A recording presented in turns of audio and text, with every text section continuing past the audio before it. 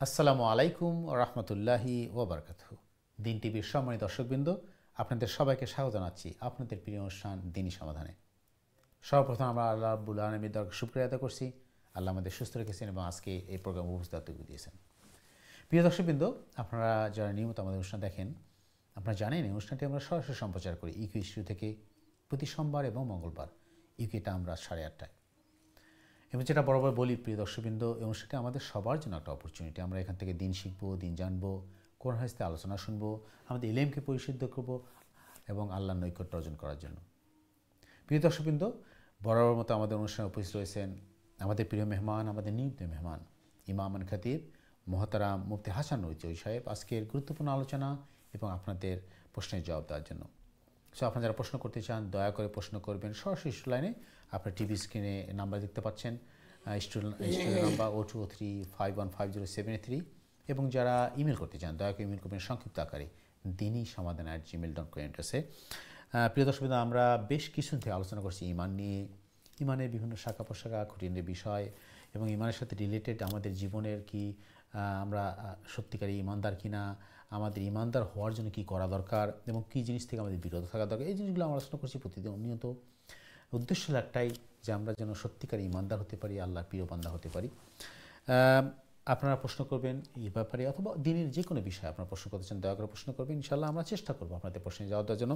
তো আমি বিরত অনুরোধ করব শুরুতে প্রিয় দর্শকবৃন্দ, আমরা চেষ্টা করবো জীবন ধর্মীয় প্রশ্নগুলো করার জন্য, যেটা আমাদের দরকার সত্যিকার একজন মুসলিম হওয়ার জন্য, ইমানদার হওয়ার জন্য। এগুলো প্রশ্ন আমরা করবো যাতে আমরা সবাই উপকৃত হতে পারি। আমি বেশি দেরি না করে চলে যাচ্ছি আমাদের সম্মানিত মেহমানের কাছে। দেখি আমাদের মেহমান আজকে কি আমাদের বার্তা নিয়ে আসছেন ইনশাআল্লাহ। আসসালামু আলাইকুম মোহতারাম, কেমন আছেন? ওয়ালাইকুম আসসালাম, আলহামদুলিল্লাহ। আলহামদুলিল্লাহ, জাযাকাল্লাহ খাইর। আপনাকে স্বাগতম এবং শুকরিয়া আদায় করছি। আপনি শত ব্যস্ততার মধ্যে, শত কাজের মধ্যে আমাদের স্টুডিও এসে আমাদেরকে কোরআন হাদিস থেকে আলোচনা শোনাচ্ছেন, মাসলা শিখছি আপনাদেরকে প্রতিদিন। এবং পাশাপাশি আমরা স্বল্প পরিসর হলেও ধারাবাহিকভাবে রাসূলুল্লাহ সাল্লাল্লাহু আলাইহি ওয়াসাল্লামের দিন থেকে, রাসূলুল্লাহ সাল্লাল্লাহু আলাইহি ওয়াসাল্লামের জীবনী থেকে, তার সিরা থেকে আমরা আলোচনা শুনছি, যাতে আমরা আমাদের জীবনকে রাসূলুল্লাহ সাল্লাল্লাহু আলাইহি ওয়াসাল্লামের জীবনের সাথে মিলিয়ে চালাতে পারি, ইনশাআল্লাহ শিখতে পারি। এই জন্য জাযাকাল্লাহ খাইর মোহতারাম। আমরা আমাদের ধারাবাহিক আলোচনায় যাব, তার আগে প্রথমেই আপনাকে অনুরোধ করবো আমি আমাদের নসিহত বক্তব্যের জন্য প্লিজ। জাযাকাল্লাহ খাইর। বারাকাল্লাহু। আসসালামু আলাইকুম ওয়া রাহমাতুল্লাহি ওয়া বারাকাতুহু। আলহামদুলিল্লাহি ওয়াহদা ওয়াসসালাতু ওয়াসসালামু আলা মান লা নাবিয়্যা বা'দা। আম্মা বা'দু ফাআউযু বিল্লাহি মিনাশ শাইতানির রাজীম। বিসমিল্লাহির রাহমানির রাহিম। فخلف من بعدهم خلف أضاعوا الصلاة واتبعوا الشهوات فسوف يلقون غيا. بارك الله لنا ولكم في القرآن العظيم ونفعنا وإياكم بالآيات والذكر الحكيم. رب اشرح لي صدري ويسر لي أمري واحلل عقدة من لساني يفقه قولي.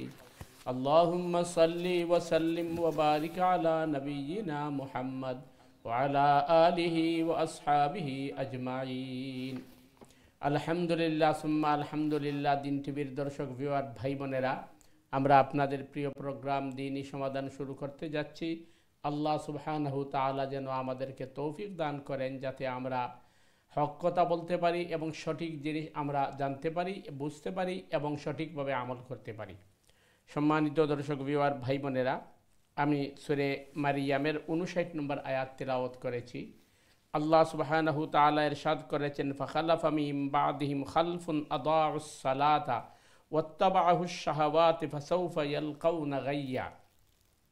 অতঃপর তাদের পরে এলো অপদার্থ পরবর্তীরা, তারা নামাজ নষ্ট করলো এবং কুপ্রবৃত্তির অনুবর্তী হলো, সুতরাং তারা অচিরেই পথভ্রষ্টতা প্রত্যক্ষ করবে। আল্লাহ সুবহানাহু তাআলা এর আগে বিভিন্ন নবী এবং রাসূলের কথা বলেছেন এবং প্রত্যেক নবী এবং রাসূল নিজে এবং তার পরিবারকে সালাহ বা নামাজের জন্য নির্দেশ করেছেন এবং যাকাত আদায় করতে বলেছেন। আল্লাহ সুবহানাহু তাআলা বলছেন তাদের পরে যারা আসছে তারা নামাজকে সালাহকে বিনষ্ট করেছে এবং তারা তাদের কুপ্রবৃত্তির অনুকরণ করেছে। আসলে এর আগের আয়াতে বলা হচ্ছে, যখন তাদের সামনে আল্লাহর আয়াতগুলা তিলাওয়াত করা হতো তখন তারা ক্রন্দনরত অবস্থায় আল্লাহ সুবহানাহু তাআলার সামনে সিজদা অবনত হয়ে যেত। আর পরবর্তী যারা আসছে তারা সালাকে বিনষ্ট করেছে এবং নামাজকে বিনষ্ট করেছে, অর্থাৎ তারা তাদের কুপ্রবৃত্তির অনুকরণ করেছে। তো আমাদেরও একই অবস্থা। মুহাম্মদুর রাসূলুল্লাহ সাল্লাল্লাহু আলাইহি ওয়াসাল্লাম যখন থেকে নামাজ প্রতিষ্ঠা করার কথা বলছেন, তো সাহাবায়ে কেরাম, তাবেঈন, তবে তাবেঈন, কুরুনে সালাসা অর্থাৎ 3 যুগ পর্যন্ত তারা কিন্তু নামাজের প্রতি খুবই মনোযোগী ছিলেন। এবং এখন পর্যন্ত আরবরা যেভাবে নামাজের গুরুত্ব দেয়, আমরা অনারবরা নামাজের ততটুকু গুরুত্ব আমরা দেই না। অনেক সময় আমরা মনে করি যে আমাদের ইমান শক্ত আছে, নামাজও না পড়লে কি হবে, যেটি আমাদের বিজ্ঞ প্রেজেন্টার বলেছেন যে আমরা ইমান নিয়ে আলোচনা করেছি। ইমান এটাকে প্রকাশ করার কোনো সুযোগ নেই, কারণ ইমান প্রকাশ করার প্রথম মাধ্যম বা মূল ভিত্তি হচ্ছে সালাহ। যার সালাহ আছে তার ইমান আছে, যার সালাহ নেই তার ইমান নেই। সুতরাং মানে ওই সালাহ না পড়া এটা কিন্তু ইমান না থাকারই কারণ। গতকালকে আমাদের এক ভাই যেটি প্রশ্ন করেছিলেন যে একজন মানুষ যদি সৎ কাজ করে, চ্যারিটি করে, ভালো ভালো কাজ করে, সমাজসেবা করে, কিন্তু সালাহ আদায় করে না, সে কি মুক্তি পাবে? অবশ্যই না। তার কারণ হচ্ছে যে সালাহ আদায় করে না, কিন্তু দেখা যায় সে ভালো ভালো কাজ করে। তার কারণ কি? তার কারণ সে তার নিজেকে মানুষের সামনে শো অফ করতে চায়, নিজে বাহাবা কুড়াতে চায়, অথবা নিজে মানুষের কাছে ভালো মানুষ থাকতে চায়। আর সালাহ যখন আদায় করবে, তার যখন ইমান থাকবে, তার প্রতিটা কাজ সে করবে তার মালিক আল্লাহ সুবহানাহু তাআলার সন্তুষ্টির উদ্দেশ্যে। সেখানে কোনো ধরনের রিয়া থাকবে না, এবং কোনো ধরনের অহংকার থাকবে না, দাম্ভিকতা থাকবে না, এবং কোনো ধরনের ব্যক্তি স্বার্থ তার থাকবে না। তো আল্লাহ সুবহানাহু তাআলা বলছেন পরবর্তী যারা আসছে তারা সালাহকে বিনষ্ট করেছে। তো সালাহকে বিনষ্ট যখন করেছে, তখন তারা কিন্তু যাকাতরেও বিনষ্ট করেছে।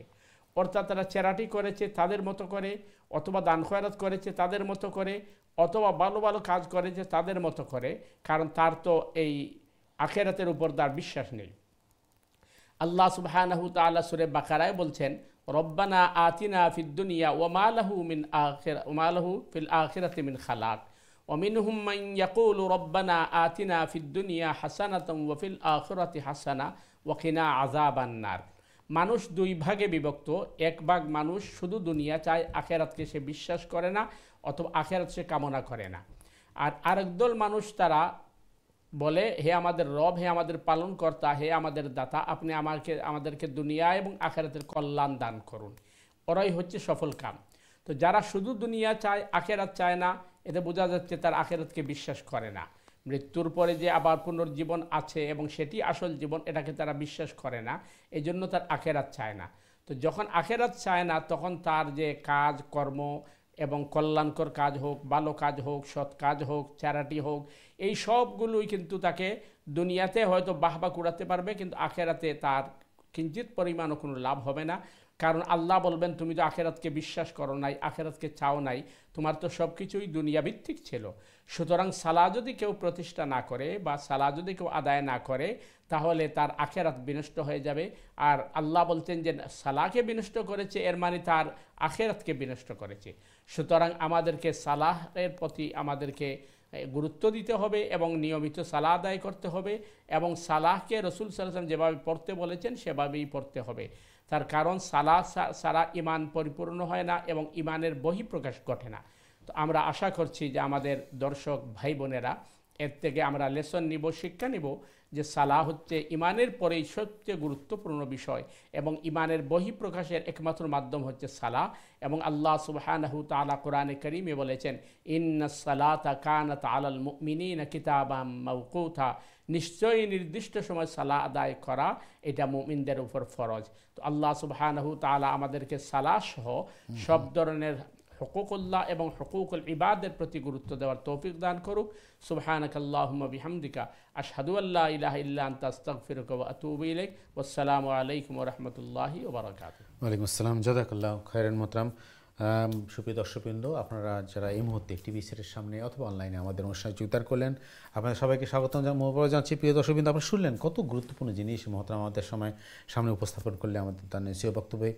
আমাদের গতকালকে আমরা আলোচনা করছি এটা নিয়ে, এবং আমাদের সম্মানিত ভাই প্রশ্ন করছিলেন যে যেটা মহতরম বললেন যে আমরা অনেকেই আমাদের সমাজে আছি, আমরা সব ভালো কাজ করি, দুনিয়া নিয়ে ব্যস্ত আছি, মানুষকে দান খয়রাত করি, মানুষের সহযোগিতা করি, সামাজিক অনেক কাজ করি, কিন্তু আমরা সালাহ আদায় করি না সঠিকভাবে গুরুত্ব সহকারে। সেই জন্য মহতরম আজকে আমাদের উপস্থাপন করলেন এই গুরুত্বপূর্ণ জিনিস। আসলে আমরা যারা মুসলমান নিজেকে দাবি করি অথবা ইমানদার মনে করি, আসলে এটা আমরা নিজেকে কতটুকু ধোঁকা দিচ্ছি কিনা, বা আসলে আল্লাহর দরবারে আমাদের এই যে দাবিটা সঠিকভাবে কোনো গুরুত্ব আছে কিনা। আমরা নিজে যে শুধু মুসলিম নিজেকে দাবি করলে, বা আমার বাপদাদা মুসলিম, এই জন্যই কি আমরা মুসলিম হয়ে গেলাম, আমরা ইমানদার হয়ে গেলাম, কিন্তু আমাদের ইমানদার হওয়ার জন্য বা মুসলিম হওয়ার জন্য আমরা কি করছি এটা আলোচনা করবো। আমরা আপনারা অংশগ্রহণ করবো, আপনাদের মতামত দিবেন, প্রশ্ন করবেন ইনশাআল্লাহ। দয়া করে প্রশ্ন করবেন সরাসরি লাইনে 0235150783 দিয়ে সিধা নাম্বার, অথবা যারা ইমেল করতে চান ইমেল করবেন সংক্ষিপ্ত আকারে দিনই সমাধান@gmail.com অ্যাড্রেসে। প্রিয় দর্শকবৃন্দ, আমরা দর্শকদের প্রশ্নে যাব। মহতরম, আজকে আসলে আমাদের সালার ব্যাপারে প্রতিদিন অনেক প্রশ্ন আসে এবং অনেকেই মাসলা মাসলা জানতে চান, কিন্তু আজকের যে টপিকটা আপনি নিয়ে আসছে আসলে একটা মেজর জিনিস, মূল বেসিক সালার ব্যাপারে, যে আসলে আমরা যারা মুসলিম নিজেকে মনে করতেছি, আমি বলছি না দাবি, মনেই করতেছি যে আমি মুসলিম, আল্লাহকে বিশ্বাস করি, রসুলকে বিশ্বাস করি, কিন্তু আল্লাহ এবং রসুলের দেখানো পথ ফলো করতেছি না, তাদের নির্দেশনা ফলো করতেছি না। এটা অনেকটা এরকম যে আমি একটা অফিসে জব করি বা একটা প্রতিষ্ঠানে জব করি, আমার যে মালিক, প্রতিষ্ঠানের মালিক আমাকে যেটা করতে বলে সেটা করতেছি না, সেখানে আমার জব থাকবে বা আমি কি স্যালারি পাবো? খুব সিম্পল একটা ইকুয়েশন।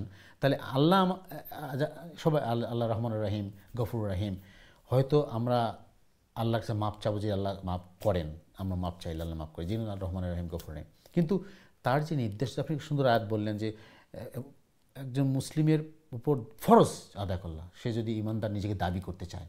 কিন্তু আমরা আমাদের সমাজে কি দেখি যে আপনি বলছেন যে 70-80% মানুষ বা মোর দ্যান দ্যাট আমরা সঠিকভাবে সালাহ আদায় করি, এবং কারণটা একটাই যে আমরা একটা গুরুত্ব দিচ্ছি না, যে আমরা মুসলিম হওয়ার জন্য আপনি বললেন ইমানটা আছে দাবি করছি, কিন্তু ইমানটা বহিঃপ্রকাশ কীভাবে হবে, বহিঃপ্রকাশ কীভাবে, আমি যে ইমানদার আমি প্রকাশটা কি খালি মনে মনে বলতে হবে না। আপনি বহুবার বলছেন যে একজন মানুষ ইমানদার হওয়ার জন্য তার কয়েকটা স্তর আছে, যে আমি মনে মনে স্বীকার করতে হবে, আমার সেটা প্রকাশ করতে হবে, কাজে দেখাতে হবে। কিন্তু আমি শুধু মনে বলছি আমি ইমানদার, আমি আল্লাহকে বিশ্বাস করি, পরকালে বিশ্বাস, কিন্তু সে তার ইয়েটা কি, ব্যাখ্যাটা কি, মানে কার্যকরী অ্যাকশন তো নাই। আমার যে অ্যাকশন না তাহলে তো এটা মানে জবাব দিতে পারবো না আমরা।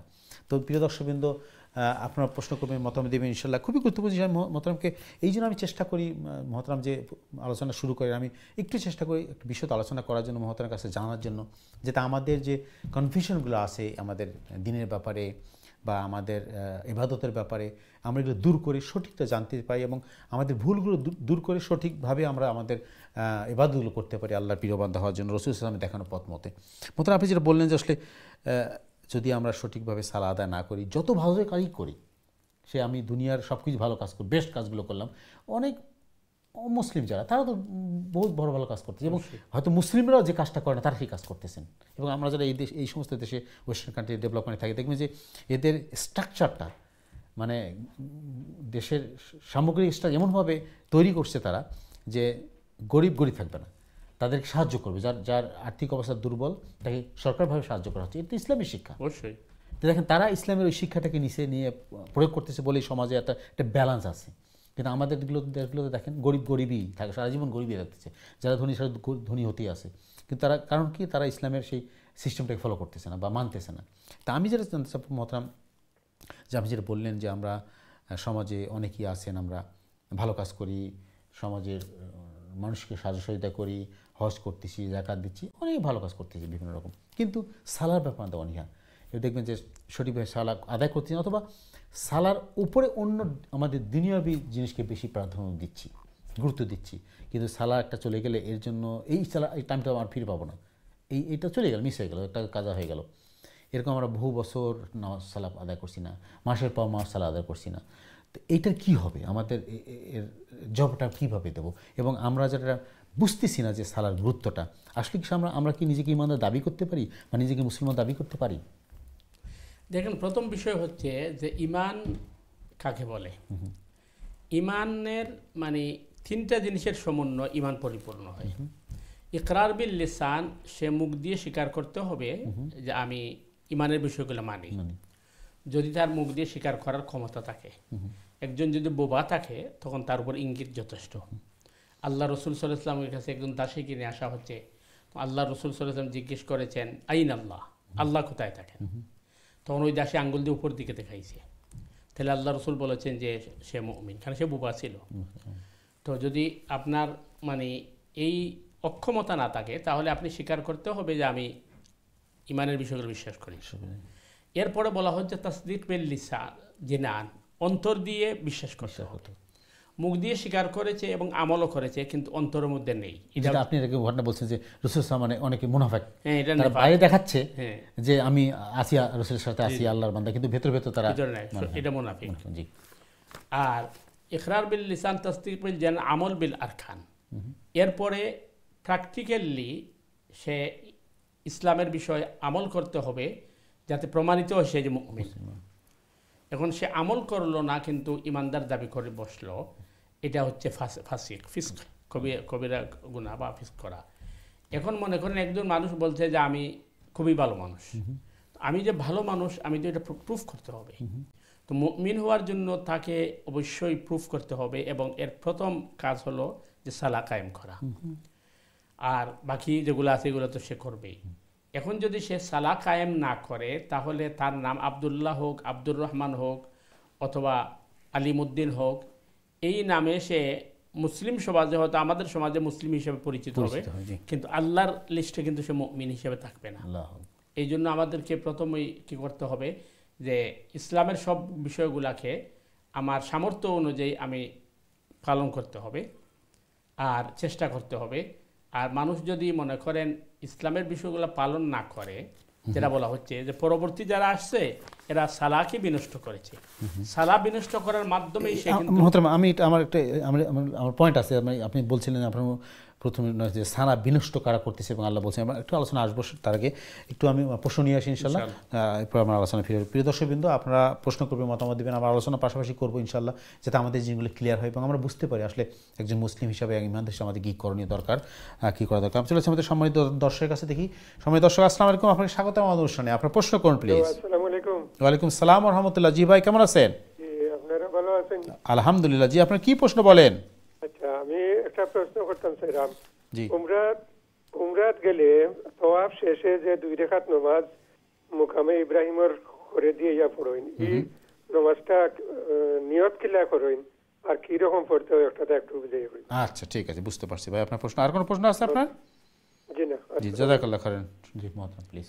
জি ভাই, আসলে মানে তোয়াফ শেষ করার পরে 2 রাকাত নামাজ মাকামে ইব্রাহিম রে সামনে রেখে পড়া, তো প্রথম জিনিস হইল যে এটা পড়ার লাগি একেবারে মাকামে ইব্রাহিমের কাছাকাছি গিয়া পড়া, এটা কিন্তু রিক্স আছে।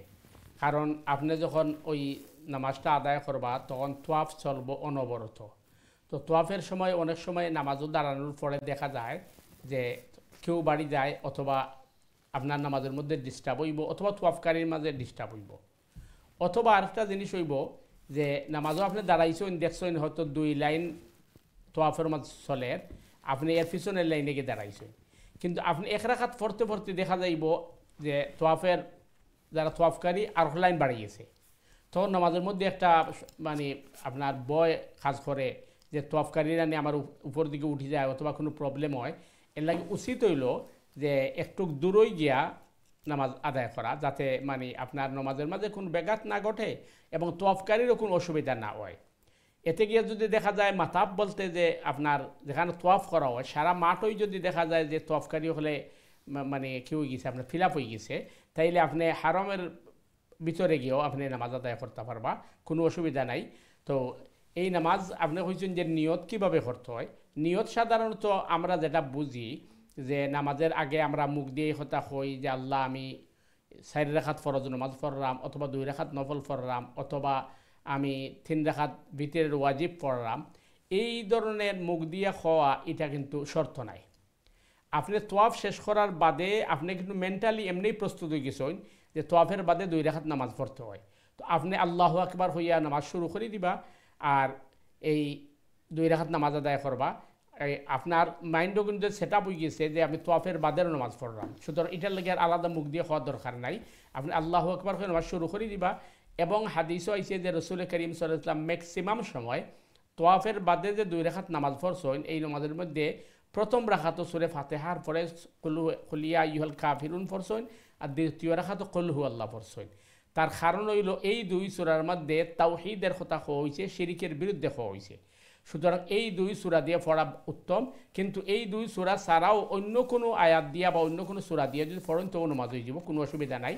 তবে উত্তম হইছে প্রথম রাকাত কুল ইয়া আইয়ুহাল কাফিরুন এবং দ্বিতীয় রাকাত কুল হুয়াল্লাহ পড়া। আশা করি ক্লিয়ার হয়েছে ইনশাআল্লাহ। জাযাকাল্লাহ মোহতারাম। বিস্তারিত আলোচনা করার জন্য সম্মানিত ভাই, আশা করি আপনার প্রশ্নের জবাব পেয়েছেন। আপনার প্রশ্ন করার জন্য ধন্যবাদ। চলে যাচ্ছে আমাদের পরবর্তী দর্শক আছে ইনশাআল্লাহ, দেখি কে আছেন লাইনে। সম্মানিত দর্শক আসসালামু আলাইকুম, আপনার প্রশ্ন করুন প্লিজ। হ্যালো, আসসালামু আলাইকুম। ওয়ালাইকুম আসসালাম ওয়া রাহমাতুল্লাহ। জি কেমন আছেন? আলহামদুলিল্লাহ, আপনারা ভালো আছেন? জি আলহামদুলিল্লাহ। আপনাদের জি আপনার প্রশ্ন বলেন।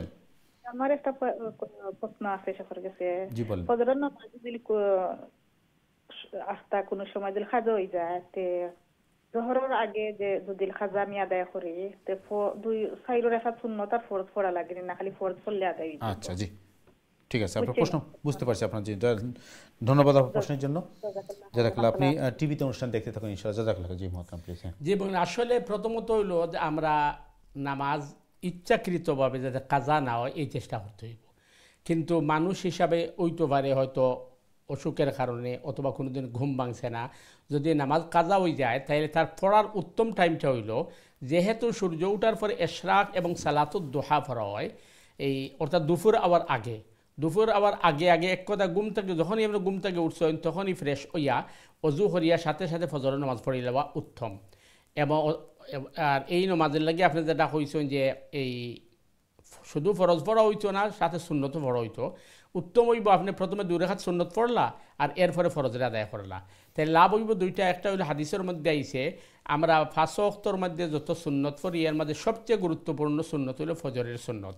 এর পাশাপাশি যে সুন্নতটা আদায় করলে আপনি অন্তত নফলের সওয়াব পাইবা, আর নফলের সওয়াব যখন পাইবা তখন কোরআনে কয় ইল্লা মান যালামা সুম্মা বাদ্দালা হুসনাম বা'দা সুইন ফাইন্নী গাফুরুর রহিম।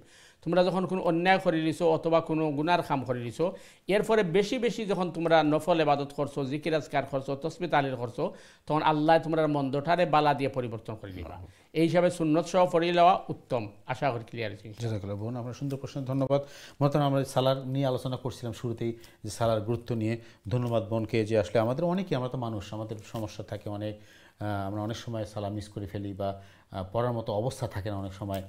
তো আল্লাহ অবশ্যই আমাদের ভেতরটা জানেন যে আমার ইচ্ছা ছিল কিন্তু অসুবিধার জন্য করতে পারিনি। এবং কিন্তু কথা হলো যেটা বললেন যে যখনই সুযোগ হবে বা যখনই আমার সঙ্গে সঙ্গে সালাটা আদায় করে ফেলা, এটাই জন্য আমরা মোহতারাম আমি দর্শকের প্রশ্নে যাবো। যার আগে একটা জিনিস আমি আপনার কাছে জানতে চাচ্ছি। আমার এক বোন আমাকে এই জিনিসটা জানতে চাইছেন আমার কাছ থেকে, যে উনি একটা হাদিস থেকে শুনছেন, যে আমি অবশ্যই এটা কোনদিন শুনি প্রথম আমি জানলাম, খুবই গুরুত্বপূর্ণ জিনিস।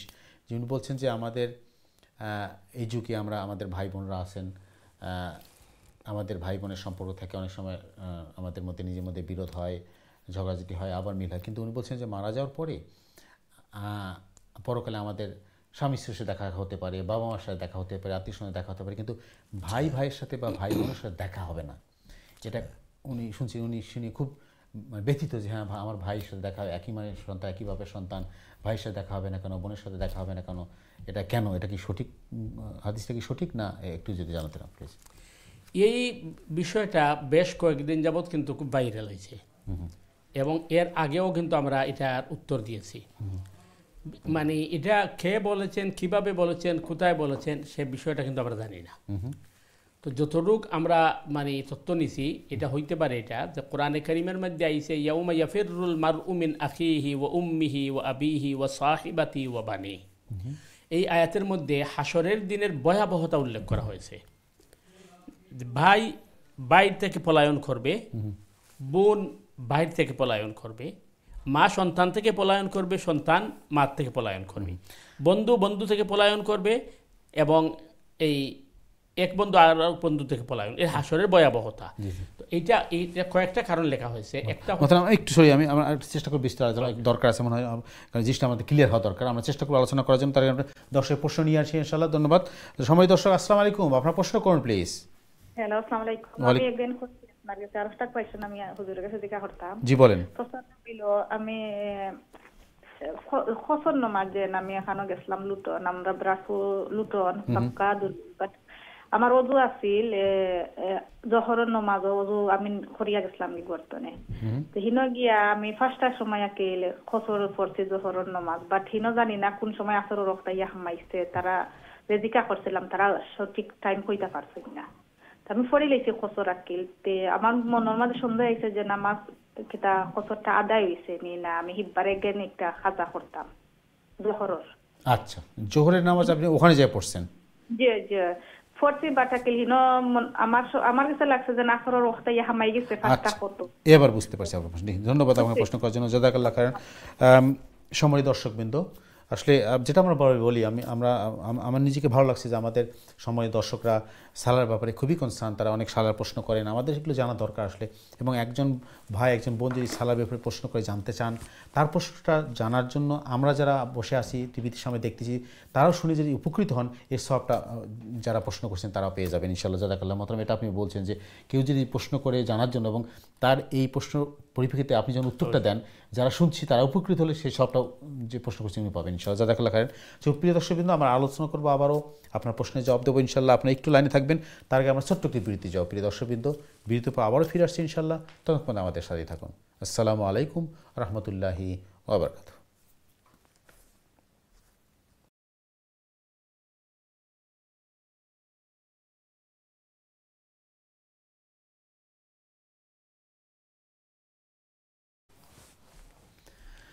আসসালামু আলাইকুম রহমতুল্লাহি ওয়া বারাকাতুহু। দিন টিভির সময় দর্শকবৃন্দ, বিরতির পরে আবার আপনাদের স্বাগত জানাচ্ছি আপনাদের প্রিয় অনুষ্ঠান দিনী সমাধানে। সুপ্রিয় দর্শকবৃন্দ, আমাদের অনুষ্ঠানে উপস্থিত হয়েছেন আমাদের প্রিয় মেহমান, আমাদের নিয়মিত মেহমান ইমাম খতিব মোহতারাম মুফতি হাসান চৌধুরী সাহেব। আজকে গুরুত্বপূর্ণ আলোচনা এবং আপনাদের প্রশ্নের জবাব দেওয়ার জন্য আমরা আলোচনা করছি ঈমান নিয়ে এবং পাশাপাশি আমাদের সমসাময়িক বিষয় নিয়ে, আমাদের জীবনে চলার পথে যে সমস্যা আমার সম্মুখীন এবং আমাদের মুসলিম হিসাবে ইমানদার হিসাবে কী করণীয় সেই সমস্যাগুলো মোকাবিলা করার জন্য আমরা এইভাবে আলোচনা করছি। আপনারা প্রশ্ন করবেন, মতামত দেবেন ইনশাআল্লাহ সরাসরি স্টুলাইনে 023515073 দিচ্ছি তার নাম্বার, অথবা যারা ইমেল করতে চান ইমেল করবেন সংক্ষিপ্ত আকারে দিনী সমাধান@gmail.com এসে। মোহতারাম, আমাদের বিরতির আগে আমাদের সমাজে বোন প্রশ্ন করছিলেন কসরত সালার ব্যাপারে। উনি লন্ডন থেকে উর্দু করে গেছেন লুটনে যে উনি টাইমটা উনি কনফার্ম না যে আসলে অলরেডি আসরের টাইম হয়ে গেছে কিনা, বা উনি কসরত জোর আদা করছে, এটা আদা হবে কিনা নাকি কাজা আদা করতে হবে। যেমন আসল বিষয় যে আপনি লন্ডন থেকে লুটন গেছেন, যাওয়ার পরে আপনি কসরের নামাজ পড়ছেন এবং তারা দিকেইছেন আসরের টাইম, তারা আপনারে সঠিক সময় কইতে পারছেন না, তো আপনি জোহরের নামাজ পড়ছেন 5টার দিকে, তো এইটা কাজা হয়েছে কিনা। যদি কাজা হয়ে যায় তবু তো নামাজ হয়ে গেছে, এটা তো আর রিপিট করা যাইতো না, আবার রিপিট করলে তো আর কাজার রিপিট হইব। 2 নম্বর বিষয় হলো যে যেহেতু মুসাফিরের লাগি জোহর আসর একসাথে পড়া যায়, এই হিসাবে আপনি যদি 5টাতে পড়িয়া থাকুন, আপনি জোহর আসর একলগে পড়লেও ঠিক আছিল, আর যদি আপনি জোহর এই টাইমে পড়িয়া থাকুন তাহলে নামাজ কাজা হয়েছে না। তার কারণ হইল মুসাফিরের লাগি 2 ওয়াক্তরে এখানে করা যায়, জোহর আসরে এবং মাগরিবে সারে। সুতরাং আপনি জোহরের টাইমে পড়োকা অথবা যদি আপনি আসরের টাইমে পড়েন তবু নামাজ কাজা হয়েছে না, এই হিসাবে আপনার মানে সন্দেহ করার দরকার নাই, আপনার নামাজ আদায় হয়ে গেছে ইনশাআল্লাহ, এবং এই নামাজে আর রিপিট করা লাগতো নাই। জাযাকাল্লাহ। তোমার সময় বোন, আশা করি আপনার প্রশ্নের জবাব। মতো একটা জিনিস দেখেন, যেটা আমরা বলবো, ইসলাম যে আল্লাহ আমাদের কত সহজ করে দিয়েছেন, যে আমি জার্নিতে যাচ্ছি, আমি কোনো সফরে যাচ্ছি বা কোথাও ইয়াতে আসি, ট্রাভেল করতেছি, আমি যদি আমার মনে করেন যখন আমি বাসা থেকে বের হবো তখন আমার জোহরের টাইম হয়নি, কিন্তু যখন আর পৌঁছবো তখন জোহরের টাইম শেষ হয়ে গেছে। কিন্তু দেখেন কত সুন্দর আমাদের সুযোগ আল্লাহ করে দিয়েছেন যে তুমি ঠিক আছে, তোমার এরকম যদি অবস্থা হয় তাহলে জোহর তুমি আসলে একসাথে পড়ে ফেলো, তাহলে আমাদের এই যে হ্যাসেলটার হলো না যে আমার কাজা হয়ে গেল কিনা, আবার মাগরিবে একসাথে করা যাবে, কত সুন্দর আমাদের। এই জন্য তো নামাজ কাজা করার কোনো স্কুল, এই কথা আমি আসতাম, আপনি বলে ফেললেন যে সুপ্রিয় দর্শকবৃন্দ, আসলে যে নামাজটাকে অ্যাভয়েড করে কোনো এক্সকিউজ দিয়ে নামাজটাকে সারার কোনো উপায় নেই। এবং আমি যদি নিজেকে মুসলিম মনে করি, ইমানদার মনে করি, যে আমার যে এই ভয়টা থাকে যে আসলে পরকালে আমাকে জবাবটা দিতে হবে এবং আল্লাহর সামনে দাঁড়াবো কীভাবে, এটাকেও বহুবার বলছেন যে আল্লাহ ইচ্ছা করলে অনেক জিনিস আমাদের ক্ষমা করে দিতে পারে, কিন্তু সেই ক্ষমা চাওয়ার মতো অবস্থা থাকতে হবে। আমাকে আর বড় জিনিস হচ্ছে যে আল্লাহ যে আলিমুল গাইব, আল্লাহ জানেন যে আপনি সফরে গেলে, মুসাফির হলে অথবা জার্নিতে গেলে আপনার টাইমের সমস্যা হবে, আপনি মোটরওয়ে থাকবেন অথবা আপনি ফ্লাইটে থাকবেন, নামাজ কাজা হওয়ার সম্ভাবনা আছে। এই জন্য আল্লাহ সুযোগ করে দিয়েছেন যে তুমি জোহর আসর একসাথে পড়ে ফেলো, মাগরিবে একসাথে পড়ে ফেলো। আসলে তো আয়াতটা ছিল আপনার ওই যুদ্ধক্ষেত্রের জন্য। জি। কিন্তু এটাকে পরবর্তী সময় আল্লাহ সুবহানাহু তাআলা বান্দাবান্দীদের জন্য সহজ করার জন্য মুসাফিরের জন্য এটা করে দিয়েছেন। মানে আমাদের অন্য কোনো মানে যদি অসুবিধা থাকে যে কোনো মানে যুদ্ধ হলে একটা এক্সাম্পল সেই সময়ের জন্য প্রযোজ্য ছিল। এখন তো আমাদের যে কোনো অসুবিধার জন্য এটা অ্যাপ্লাই হতে পারে। অবশ্যই। হ্যাঁ, আমি যদি সঠিক সময় সঠিক অবস্থায় সালাত আদায় করতে সুযোগ না থাকে আমার, তাহলে ওই ওই ওই ওই মাসলাটা এখানে প্রযোজ্য হয়ে যাচ্ছে। প্রথমে আমরা বিরতি যাওয়ার আগে যে আলোচনা করছিলাম যে এটা জি, তো আসল বিষয় হচ্ছে যে ওই যে আয়াতটা আছে ইয়াউমা ইয়াফিরুল মারউ মিন আখি, প্রথমেই আসছে ভাইয়ের কথা। আমার কাছে মনে হয় যিনি আলোচনা করেছেন হয়তো উনি ওই অংশটা দেখে উনি আলোচনা শুরু করে দিচ্ছেন। আচ্ছা, পরের অংশ উনি জান নাই, ওইখানে শুধু ভাইয়ের কথা বলা হয় নাই, বলা হচ্ছে ভাই থেকে দূরে চলে যাবে, ভাই বোন থেকে দূরে চলে যাবে, মা সন্তান থেকে দূরে চলে যাবে, সন্তান মা থেকে দূরে চলে যাবে, বন্ধু থেকে দূরে চলে যাবে, সবাই রব্বি নাফসি নিজেকে নিয়ে ব্যস্ত থাকবে। দ্বিতীয় একটা কথা বলা হচ্ছে যে ভাই যদি ভাইয়ের হক নষ্ট করে থাকে তখন ভাই তখন পলায়ন করবে, কারণ সে চিন্তা করবে যে দুনিয়াতে তো এটাকে আমি ওই গোপন করে রেখেছি বা সমাজকে ধোঁকা দিয়েছি, কিন্তু আজকে তো এটা থেকে বাঁচার কোনো সুযোগ নেই, তখন সে পলায়ন করতে থাকবে। এই ক্ষেত্রে তাফসীরের মধ্যে যেমন হাবিল এবং কাবিলের ঘটনা নিয়ে আসছেন যে কাবিল যখন হাবিলকে দেখবে তখন সে পলানো শুরু করবে, কারণ সে মনে করবে এখন আমার উপর অভিযোগ হবে বা আল্লাহর আদালতে আমাকে দাঁড়াতে হবে, কিন্তু ভাইয়ের সাথে দেখা হবে না, এই কথাটা কিন্তু সঠিক নয়। এটা কিন্তু সঠিক নয়। এটা ভাই তো দূরের কথা, আপনি জান্নাতে যাওয়ার পরে মনে করেন ওই যাদেরকে আমরা কি আছে ওই দুনিয়াতে পরিচয় আছে সম্পর্ক এদের সাথেও সাক্ষাৎ হবে, এমনকি সাক্ষাৎ যদি না হয়ে থাকে ইমানি দৃঢ়তা বা সম্পর্ক থাকে যদি, তবুও কি হবে সাক্ষাৎ হবে। যেমন উদাহরণস্বরূপ এক সময় আমাদের মানুষের ধারণা ছিল আমরা ইংল্যান্ডে আসছি, ওইটা একটা বৈরী পরিবেশ, সুতরাং এই দেশে যদি কবর হয় আমার তাহলে আমি তো একটা বৈরী দেশে থাকলাম, এই হিসাবে আমাকে আমার মানে বাড়িতে গ্রামের বাড়িতে আমার মাতা পিতার কাছে আমার কবর হয়। তো এটা একটা ধারণা ছিল, কিন্তু এটা সঠিক ধারণা নয়। তার কারণ এই দুনিয়ার যে আপনার নেটওয়ার্ক বা দুনিয়ার যে আপনার সিস্টেম ওইটা কিন্তু ওই বরজাখী জীবনে নয়, ওইখানে কিন্তু সবাই একত্রিত হয়ে যাবে, জান্নাতি যারা হবে মুমিন যারা হবে তারা সবাই একত্রিত হয়ে যাবে। সুতরাং দুনিয়ার যে জায়গায় আপনার কবর হবে আপনি কিন্তু ওই জায়গায় দুনিয়ার জন্য। এর পরের বিষয়টা হচ্ছে যে আমি চেষ্টা করার পরেও আমি কিন্তু যে জায়গায় চাই সে জায়গায় কিন্তু আমার মৌত হবে না, কারণ এটা কিন্তু কোরআন বলে দিয়েছে যে মানুষের রিজিক কোথায় আছে কি পরিমাণ আছে এটা আল্লাহ ছাড়া কেউ জানে না, মায়ের গর্ভে কি আছে এটা আল্লাহ ছাড়া কেউ জানে না, কোথায় কি পরিমাণ বৃষ্টি হবে এটা আল্লাহ ছাড়া কেউ জানে না, এবং কার কবর কোথায় হবে কার মৌত কোথায় হবে এটা আল্লাহ ছাড়া কেউ জানে না। সুতরাং মানে এই জন্য সৈয়দনা ওমর ফারুক রাদিয়াল্লাহু তাআলা আনহু সবসময় দোয়া করতেন যে আল্লাহুম্মা রযুকনি শাহাদাতান ফি সাবিলিক ওয়াজআল মাউতি বিবালাদি রাসূলিক, যে আল্লাহ আমাকে শাহাদাতের মৌত দিও এবং রসুলের শহরে মৌত দিও। তো আল্লাহ তার দোয়ারে এমনভাবে কবুল করেছেন যে শুধু রসুলের শহর নয়, রসুলের কুলে শোয়া রেখে দিয়েছেন। তো এই জন্য মনে করেন ওই মৃত্যুর পরের বরজাখী জীবন যেটা এটার দুনিয়ার সাথে কম্পেয়ার করলে হবে না, তো সেখানে ভাইয়ের সাথে দেখা হবে না। এই কথাটা আমার কাছে মনে হয় যে এই হয়তো বুঝার ভুল অথবা যিনি আলোচনা করেছেন পরিপূর্ণ আলোচনা উনি করেন নাই বা পরিপূর্ণ আলোচনা ইউটিউবে আসে না, একটা অংশ চলে আসছে বা ইচ্ছাকৃতভাবে কেউ একটা বিভ্রান্ত ছড়ানোর জন্য ছেড়ে দিয়েছে। অনেক সময় আমাদের ওই ইউটিউবের মধ্যে বা এগুলো করা হয়ে থাকে যে আপনার আলোচনার কেটে একটা অংশ ছেড়ে দেওয়া হয়। আর দ্বিতীয় জিনিস হচ্ছে যে কোরআনে কারীমের যে বিষয়টা, কোরআনে কারীমের বিষয়টা হচ্ছে যেটাকে তাফসীরের ভাষায় সিয়াক ও সবক বলে, কন্টেন্টস, তার আগে কি আছে এবং পরে কি আছে ওইটার সাথে কিন্তু ওইটার কি থাকে লিঙ্ক থাকে। এই জন্য মানে পরিপূর্ণ কোনো সময় দেখা যায় এক আয়াত দিয়া আপনার মিনিং কি হয় না, বোঝা যায় না। এই জন্য নামাজের মাসআলার মধ্যে আসছে আপনি যদি সূরা তেলাওয়াত না করেন কমপ্লিট সূরা, তাহলে আপনাকে লম্বা একটা আয়াত তেলাওয়াত করতে হবে অথবা খাটো 3টা আয়াত তেলাওয়াত করতে হবে, কারণ লম্বা একটা আয়াত যদি হয় তখন তার পরিপূর্ণ মিনিং উঠে, আর খাটো 3টা আয়াত যদি হয় তাহলে মিনিং উঠে, কিন্তু এক টুকরা পড়লেন আপনি এটা কিন্তু পরিপূর্ণ অর্থ উঠে না। তো আমার মনে হয় এই আলোচনাটা বিভ্রান্ত তৈরি করেছে, হয়তো এই আলোচনার একটা অংশ আমাদের কাছে আসছে, আর না ভাইয়ের সাথে দেখা হবে না, এটা সঠিক বক্তব্য। ধন্যবাদ বোন আপনার সুন্দর প্রশ্নের জন্য। আমরা চেষ্টা করলাম বিশদ আলোচনা করা। আসলে আমাদের সমাজে তো আসলে অনেক কিছু আমাদের কাছে আসে মহতারাম, সব কিছু আমরা বিশ্বাস করে নেব তৎক্ষণাৎ এটাও না, এই জন্য তো আমাদের যেগুলো পরিপূর্ণ জানা দরকার, যাচাই বাছাই করে দরকার, তারপরে এরপরে কমেন্ট বা আমরা বিশ্বাস করবো ইনশাআল্লাহ। জাযাকাল্লাহ খাইরান। সুপ্রিয় দর্শকবৃন্দ, আপনারা দেখছেন আপনাদের প্রিয় অনুষ্ঠান দিনই সমাধান। আপনাদের প্রশ্ন ও জিজ্ঞাসা মতামত নিয়ে আমাদের অনুষ্ঠান, আমরা চেষ্টা করি অনুষ্ঠানে স্বল্প সময়ে কোরআন হাদিস আলোচনা করার জন্য, কোরআন হাদিসের বিভিন্ন ঘটনাগুলো উপস্থাপন করার জন্য, যাতে আমরা কোরআন হাদিস থেকে শিক্ষা অর্জন করতে পারি, জানতে পারি, বুঝতে পারি এবং আমাদের ইবাদতগুলো আমরা সঠিকভাবে করতে পারি, যাতে আল্লাহর প্রিয় বান্দা আমরা হতে পারি ইনশাআল্লাহ। আমাদের সবাই তৌফিক দান করুন।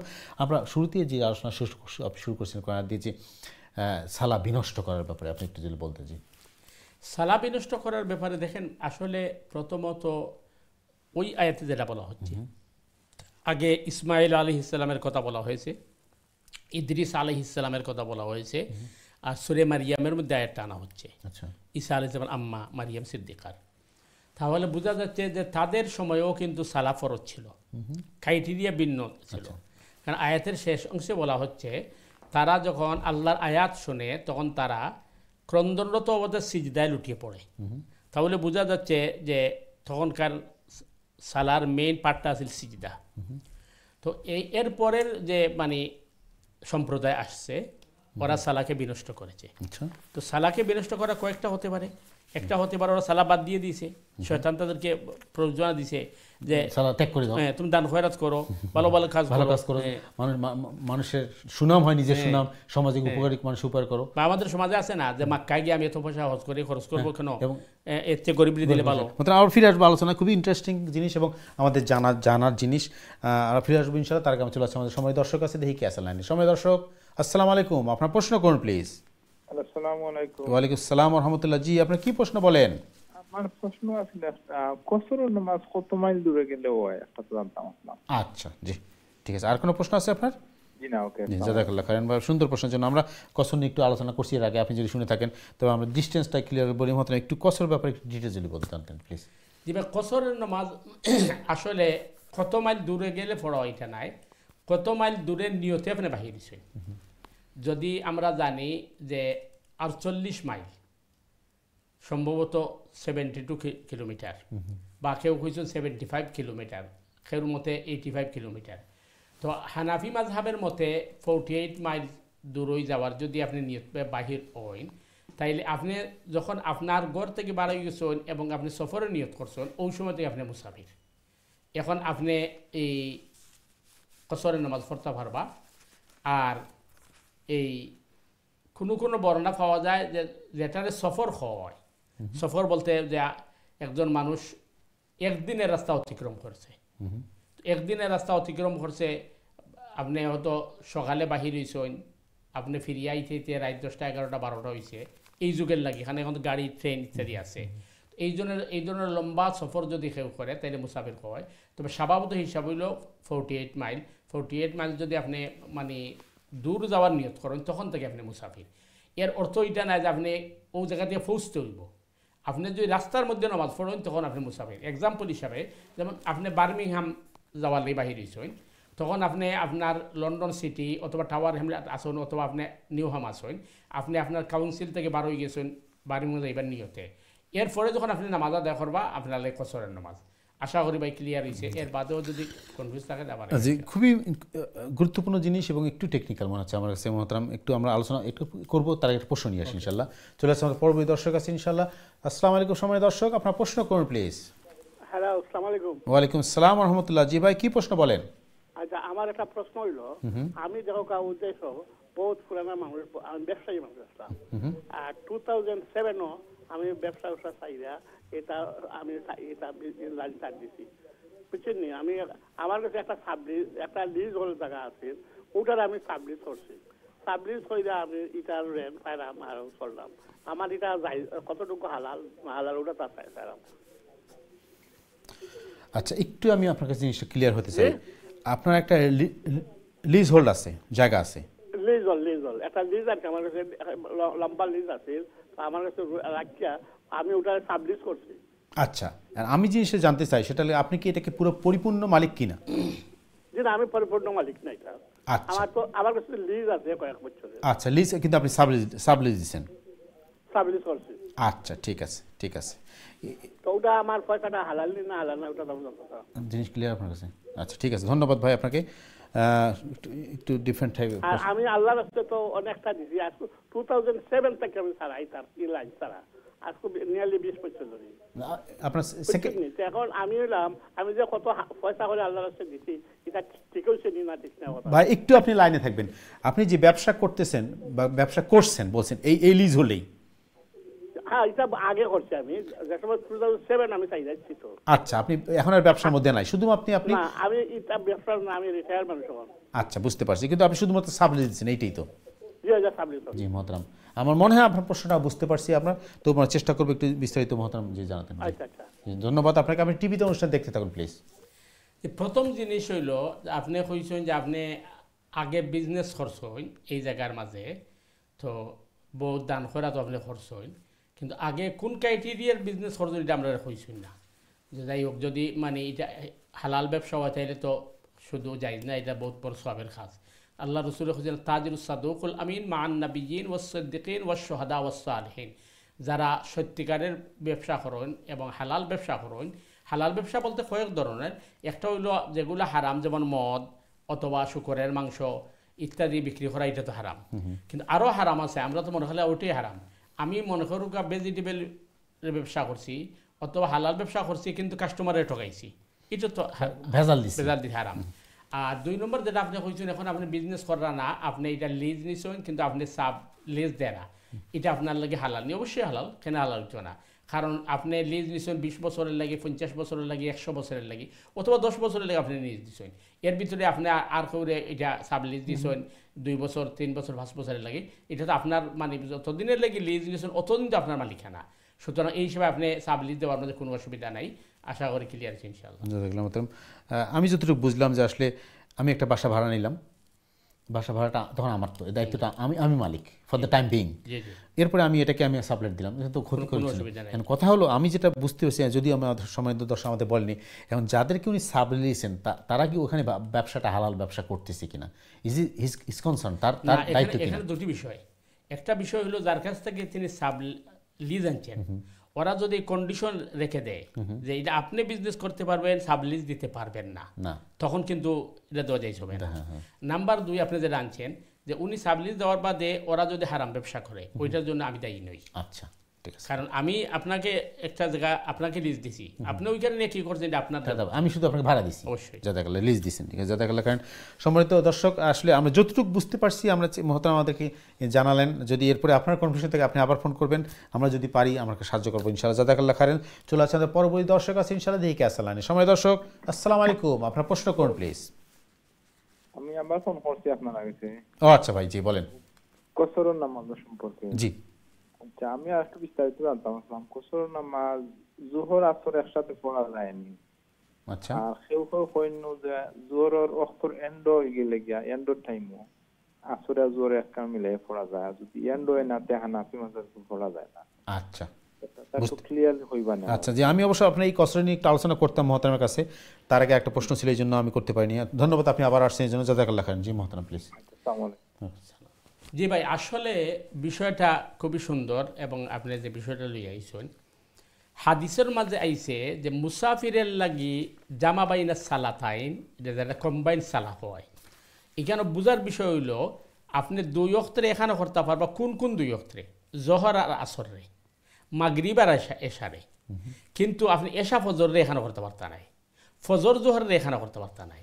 তাহলে ক্লিয়ার জিনিসটা বোঝা গেল যে যদি মানে সব নামাজের এখানে করা যাইতো, আমরা ফজরের সময় ঘুমাইলাম না, কিন্তু আল্লাহ রসুল কইছেন না, জোহর আসর এক করতে পারবাই আর মাগরিবে সার এক করতে পারবাই।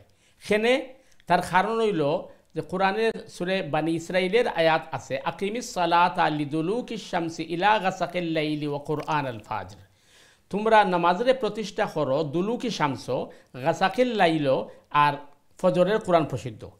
তাহলে আয়াতে ফজরের আলাদা করে দিয়েছে, উল্লেখ করছে দুলুকি শামস। দুলুকি শামস বলতে জোহর থেকে নিয়ে মাগরিবের আগ পর্যন্ত সময়ের আরবিয়ান হলে দুলুকি শামস হয়, আর মাগরিব থেকে নিয়ে এশা পর্যন্ত, এশার শেষ টাইম পর্যন্ত গাসাকিল লাইল হয়। এটা হইল কি, তো এর কারণে মানে হাদিসের মাঝে আইছে জোহরে জোহর রক্ত পড়তে হইব, আসরে আসর রক্ত পড়তে হইব, মাগরিবের মাগরিবের রক্ত, এশারে এশার রক্ত। কিন্তু যদি আপনি সফরও থাকেন, অথবা কোনো আপনার অসুবিধা থাকে, তাই প্রয়োজনের তাগিদে এই 2 নম্বর নামাজের এখানে করা যায়। এখন প্রশ্ন হইল, আপনি যেটা কইছেন যে মাযহাবি কিছু বক্তব্য আছে। হানাফি মাযহাবের বক্তব্য হইল যে এই নামাজটা পড়ার সিস্টেমটা হইল আপনি প্রথম ওয়াক্তে দ্বিতীয় ওয়াক্ত পর্যন্ত অপেক্ষা করিয়া, অর্থাৎ প্রথম ওয়াক্তের শেষ ওয়াক্ত গিয়া আপনি এই 2 নামাজের এখানে করবা। অর্থাৎ জোহরে আপনি ডিলে করিয়া নিবা, জোহরের শেষ ওয়াক্ত গিয়া জোহর পড়বা এবং আসর পড়বা। তাইলে জোহরের শেষ ওয়াক্ত হইলে আসরের 1 মিতিল শুরু হয়ে যাবে। এইভাবে পড়বা, এটা হয় জামা বাই সুরি, অর্থাৎ আপনি ডিলে করিয়া পড়ছেন। একইভাবে মাগরিবের সময়টারে আপনি ডিলে করবা, ডিলে করিয়া এসা যখন মানে স্টার্ট হয়ে গেছে ওই সময় গিয়ে আপনি কি করবা, এই মাগরিবে সেখানে করবা। তো তারার যুক্তি হইল যে যেহেতু আপনি যদি জোহরে তো আসর পড়েন, তাহলে আসরের ওয়াক্তই হইছে না, ওয়াক্ত না হইলে নামাজ পড়বা কীভাবে? কিন্তু প্রশ্ন হইল এই যুক্তিটার যে আমরা মান্যা নেই, তাহলে আমরা এই দিনও আলোচনা করছি আরফার দিন ইমাম সাহেব 12:30টার সময় আজান দিয়া একামত দিয়া জোহর আসরে একলগে পড়ে, তাইলে জোহরের শেষ না, জোহরের স্টার্টিং ওয়াক্তর মাঝে আসরে পড়া হয়েছে আরফার দিন, কিন্তু স্বাভাবিক দিন নাই। আচ্ছা, মাগরিবের ওয়াক্ত আরফার ময়দান ওই যাওয়ার বাদে মাগরিব পড়া নিষেধ। মুজদালিফাতকে মাগরিব পড়তে হইব এবং ইশা পড়তে হইব টুগেদার। হ্যাঁ, তাইলে বোঝা গেল আরফার দিন জোহর আসরে অ্যাডভান্স পড়া হয় জোহরের লগে, আর মাগরিবে সারে এশার লগে পড়া হয়। তাইলে এখানে 2 জিনিস পাওয়া গেছে যে আপনি জোহরের লগে আসর পড়তে পারবা এবং আসরের লগে জোহর পড়তে পারবা, মাগরিবের লগে এশা পড়তে পারবা, এশার লগে মাগরিব পড়তে পারবা। এখন কথা হইলো আপনি যেটা কইছেন যে হানাফি মাযহাবের বক্তব্য ঠিক আছে, কিন্তু অন্যান্য মাযহাব বা হাদিসের মাঝে আছে আপনি জামা বাইনা সালাতাইন যে কোনো ওয়াক্তের লগে আপনি পড়তে পারেন। এখন যদি আপনি মনে করেন এই কথা বলে না আমি হানাফি মাযহাবেরটাই একমাত্র মানবো, তাহলে আপনি আসরের লগে জোহর পড়বা, এশার লগে মাগরিব পড়বা, এটার মধ্যে কোনো অসুবিধা নাই। আশা করি ক্লিয়ার আছে ইনশাআল্লাহ। জাযাকাল্লাহ মোহতারাম, আমরা একটু বিস্তারিত জানলাম কসরের ব্যাপারে, অনেকগুলো প্রশ্ন আসছে। এবং তো একটা জিনিস তো ক্লিয়ার মোহতারাম, যেটা আমি খুব বেসিক জিনিস জানলাম, সেটা হলো যে কোনো সমস্যা হলে, অসুবিধা থাকলে বা এরকম ট্রাভেল বা মুসাফির হলে এই সুযোগটা আপনার আছে, এই সুযোগটা আমরা, এই অপরচুনিটি আমরা কাজে লাগাবো। এখন আপনি জোহরের সময় পড়েন আর আসরের সময়, এটা আপনার ব্যাপার, আপনার যেটা প্রেফারেন্স আপনি মনে করেন। কারণ মাযহাবের বক্তব্য হচ্ছে এটা তাদের ওপিনিয়ন। ইয়েস, এই কথা আমি আসতাম, কারণ এটা তো কোরআন হাদিস নয়, মাযহাবটা এটা ওপিনিয়ন। এবং এটা একটাকেই ফলো করতে নট নেসেসারলি, আপনার যেটা আপনার সুবিধা হয়, যেটা ভালো মনে করেন সেটা ফলো করবেন। তার মানে যে একটাকেই ফলো করতে হবে নট নেসেসারলি, তাদের একটা অপিনিয়ন তার দিছে, আপনি যেটাকে ভালো মনে করেন সেটা গ্রহণ করলেন, যেটা করলেন সেটা করলেন। কিন্তু আমি যেটা জিনিস ফলো করতে চাই যে এই যে একটা অপরচুনিটি আমাদের আছে, আমাদের সমস্যা থাকলে তখন আমরা এই জিনিসটাকে ইউজ করতে পারবো, কোনো এক্সকিউজ দেখাতে পারবো না যে আমি আসলে নামাজটা মিস করছি কেন। আরও বড় বিষয় হচ্ছে তখন হয় কি, আমরা যখন ওই রাসূলুল্লাহ সাল্লাল্লাহু আলাইহি ওয়াসাল্লামের সুন্নাহর উপরে আমল করব, অনেক সময় দেখা যায় গুনাহ থেকে বাঁচা যায়। কারণ দেখা গেছে যারা অনেক সময় এটা বলেন যে আসলে ওই অনেকে বলেন যে জামা সালাতাইন ঠিক না হানাফি মাযহাবে। এখন মনে করেন আমি লন্ডন থেকে উপর টাউনে গেছি, যাওয়ার পরে দেখা যায় ওইখানে গিয়ে মাগরিব পড়ছি, মাগরিব পড়ার পরে এসা পড়বো আশা করা গেছে, কিন্তু আপনি হয়তো বিয়ের অনুষ্ঠানে অথবা অন্য কোনো ব্যস্ত হয়ে গেছেন, এরপরে ডিলে হয়ে গেছে, যাত্রা শুরু করেছেন যে লন্ডন এসে আমি কেউ করে এসা পড়বো, লন্ডন আসতে এসে আর চলে গেছে, তাহলে তো নামাজ কজা হয়ে গেল। এই জন্য ইসলাম যেখানে সুযোগ দিছে আমরা এই সুযোগটা গ্রহণ করলে আমরা মানে গুনাহ থেকে বাঁচলাম। এটাই মানে যখনই সুযোগ আসবে তখন এই জিনিসটা ইউজ করা, মানে এশার শেষ পর্যন্ত অপেক্ষা করা বা মাগরিবের জোহরের আসর পর্যন্ত অপেক্ষা করা, এই না, যখন সুযোগ আসবে আমি এক কম্বাইন করে ফেললাম। জাযাকাল্লাহ খাইরান, আমরা বিস্তারিত আলোচনা করলাম। আশা করি দর্শকরা আপনাদের সবার এই জিনিসটা জানা হলো, আসলে এই যে অসুবিধায় পড়লে আমরা এটা ইউজ করবো ইনশাআল্লাহ। জাযাকাল্লাহ খাইরান। চলে আসছে আমাদের পরবর্তী দর্শক আছে ইনশাআল্লাহ, দেখি কে আছেন লাইনে। সময় দর্শক, আসসালামু আলাইকুম, আপনার প্রশ্ন করুন প্লিজ। ওয়ালাইকুম সালাম রাহমাতুল্লাহি বারাকাতুহু। জি স্যার, বোন কেমন আছেন?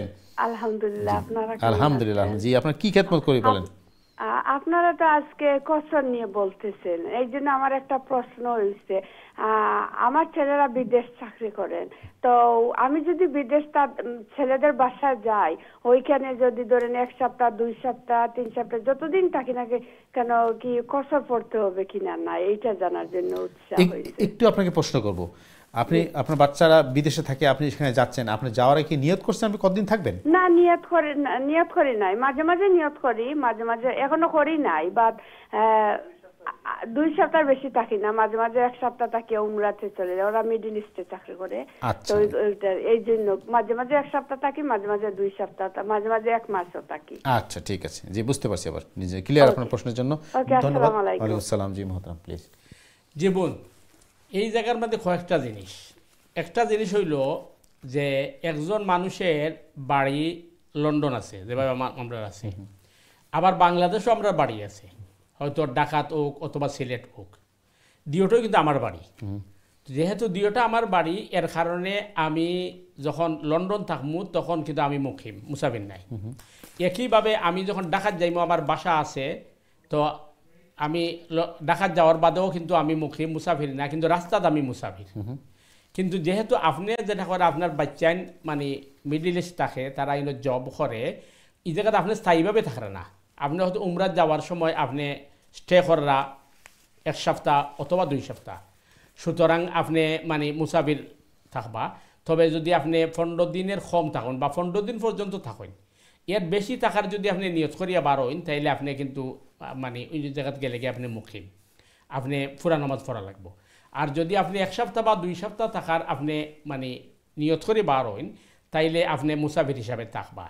কিন্তু আপনি যদি ইচ্ছা করেন যে আমি যেহেতু মানে কিয়ে তাইছি, আমার ছেলের ঘরও অথবা মেয়ের ঘরও আইছি, আমার বাড়ির মতো আমি ফুরা নামাজ পড়মু, ফুরা নামাজ পড়লে আপনার গুণাগার হইতা নাই, কিন্তু আপনি সফরের নামাজও পড়তে পারবা, আপনার দিওবাদী সুযোগ আছে। এর পাশাপাশি আরেকটা মানে মাসআলা কইরাম, যেমন মনে করুক স্বভাবত আমরা ঔদেশ হৌকা বাংলাদেশ হৌকা মেয়ের বিবাহ হইছে বাপের বার্তা কি হাজব্যান্ডের বাড়ি 50 মাইল দূরই। এখন এই মেয়ে যখন তার বাপের বাড়ি আইব মাঝে মাঝে বেড়াইতো, তখন এই মেয়ে মুসাফির কিনা, এই মেয়ে আসলে বাপের বাড়ি এলে মুসাফির, কারণ এটা তার অরিজিনাল বাড়ি নাই। এখানে মানে আপনার ও মেহমানদারি করার লাগে আইছে, 1 সপ্তাহ বা 2 সপ্তাহ থাকবো এই হিসাবে, কিন্তু হাজব্যান্ডের বাড়িতে হইল তার আসল বাড়ি। তবে বাপের বাড়ির যদি কেউ স্থায়ীভাবে থাকে অথবা আপনার মাস 2 মাস 6 মাস থাকে, তখন তো মুকিম। স্বভাবত যদি 50 মাইল দূর হয়, তাইলে বাপের বাড়ি গেলে এবং সপ্তাহ 2 সপ্তাহ থাকলে মুসাফির। ঠিক একই মাসআলা হইল আপনার যে প্রশ্ন করছেন, আশা করি ক্লিয়ার। খুব বিস্তারিত আলোচনা করলাম বোন, ধন্যবাদ আপনাকে সুন্দর প্রশ্নের জন্য। জাযাকাল্লাহ খাইরান। সুপ্রিয় দর্শকবৃন্দ, আমরা ছোট্ট একটি বিরতি যাবো, বিরতির পর আবারও ফিরে আসবো ইনশাআল্লাহ আপনাদের প্রশ্নের জবাব দেওয়ার জন্য এবং আমাদের আলোচনা ইনশাআল্লাহ। আপনারা সবাই থাকবেন আশা করি। আসসালামু আলাইকুম ওয়া রাহমাতুল্লাহি ওয়া বারাকাতুহু।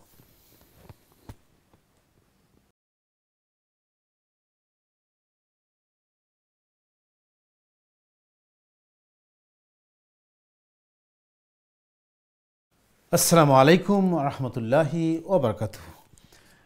সুপ্রিয় দর্শকবৃন্দ, বিরতির পরে আবারও আপনাদের স্বাগত জানাচ্ছি আপনাদের প্রিয় অনুষ্ঠান দিনী সমাধানে। প্রিয় দর্শকবৃন্দ, আজকের অনুষ্ঠানের শেষ পর্বে আমরা চলে আসছি ইনশাআল্লাহ। আপনারা যারা প্রশ্ন করতে চান, মতামত দিতে চান, আপনার সবাইকে স্বাগতম। প্রশ্ন করবেন সরাসরি লাইনে 02351507 দিচ্ছি জানাবো, অথবা যারা ইমেল করতে চান ইমেল করবেন সংক্ষিপ্ত আকারে দিনী সমাধান@gmail.com। আমাদের অনুষ্ঠানে উপস্থিত হয়েছেন আমাদের প্রিয় মেহমান, আমাদের নিয়মিত মেহমান ইমামুল খতিব মোহতারাম মুফতি হাসান উইচৈশা। আজকে গুরুত্বপূর্ণ আলোচনা, আপনাদের প্রশ্নে জবাব দেওয়ার মতো। আমরা দর্শকদের প্রশ্নে যাওয়ার আগে আমরা যেটা অনুষ্ঠানের আলোচনা শুরু করছিলাম, যে আসলে আপনি আয়াত দেখে বলছেন যে নামাজকে সালাকে বিনষ্ট করার ব্যাপারে একটু যদি আমাদের জানাতে, আসলে জিনিসটা কি? দেখেন, মানুষরে অনেক সময় শয়তানে বিভিন্নভাবে প্ররোচনা দেয়, এবং এটা শয়তান বলতে শুধু মানে ইবলিস নয়, আমাদের মানুষরূপী শয়তান বা আমাদের সমাজে বা আমাদের নফস এটা হতে পারে। তখন মনে করেন আমাদের সমাজে এই জন্য মানুষ খুঁজে পাওয়া যায় যে আমি হজে যাব, সেখানে 7-8 লক্ষ টাকা লাগবে, ওই টাকাটা তো সৌদি সরকারে পাবে, এর চেয়ে ভালো হয় যে আমি যদি গরিবের দিয়ে দেই। এগুলো শয়তানি প্ররোচনা। তার কারণ আল্লাহর দেওয়া সম্পদ, আল্লাহ কিন্তু বলছে যে তুমি আমার ঘর জিয়ারত করতে আসো, তাও কিন্তু আল্লাহ বলে নাই যে প্রতি বছর আসো, আল্লাহ বলছে জীবনে একবার। সুতরাং আপনি আল্লাহর বিধানকে মানতে হবে।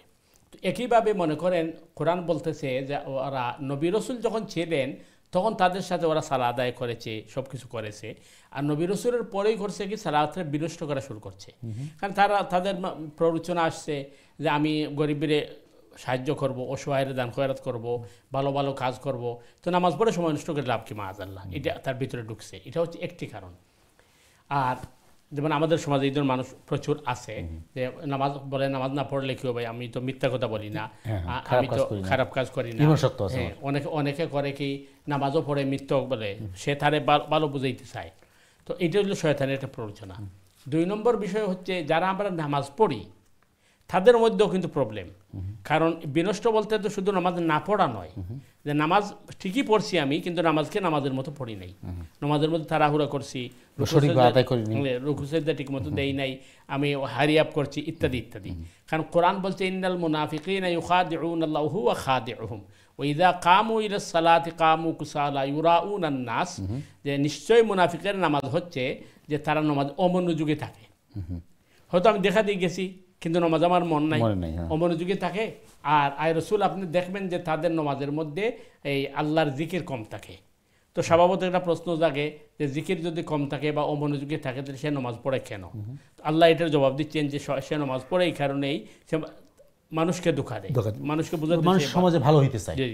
তো সালাকে নষ্ট করার দুই বিষয়, এক বিষয় হচ্ছে যে মনে করেন সালা একেবারেই পড়লো না, আর এক বিষয় হলো যে সালাটার সে সঠিকভাবে পড়লো না, আরও বিষয় হলো সালার ব্যাপারে সে কিন্তু উদাসীন।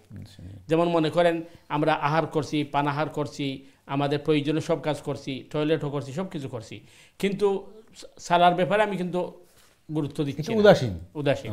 তো এটাও সারা বিনষ্টের মধ্যে পড়ে। তো এই আয়াত যেটি বোঝাচ্ছে যেভাবে আগের উম্মতদের এই মানে দুশ্চরিত্র আছিল, এই উম্মতের একই অবস্থা হবে যেটা আমাদের মধ্যে হচ্ছে। অনেকে নামাজ পড়ছে না, আবার দেখা যায় কেউ নামাজ পড়লে সঠিকভাবে নামাজ আদায় করছে না, নামাজের রুকুন আরকান সঠিকভাবে আদায় করছে না, অথবা নামাজের ফরজ যেগুলো আছে সূরা কিরাতকে সহিহ শুদ্ধ করে পড়ার চেষ্টা করছে না। এই সবগুলো এটার মধ্যে পড়বে। এই জন্য আমরা কিন্তু এই ব্যাপারে সচেষ্ট হওয়া দরকার। আসলে একটা জিনিস মোহতারাম, একটা জিনিসটা ক্লিয়ার হলো প্রিয় দর্শক, আপনারা যারা আমাদের সাথে আছেন, আমরা কেন এই জিনিস ফরজ, কিন্তু আপনারা সালার ব্যাপারে খুব অনেকগুলো প্রশ্ন করেন, মাসলা জানতে চান। পাশাপাশি আমরা বহুদিন থেকে চেষ্টা করছি যে আসলে সালা যে মুমিনদের জন্য, মুসলমানদের জন্য ইমানের পরেই তার স্থান, আমার ইমানটা আছে কিনা তা প্রমাণ হয় সালায়।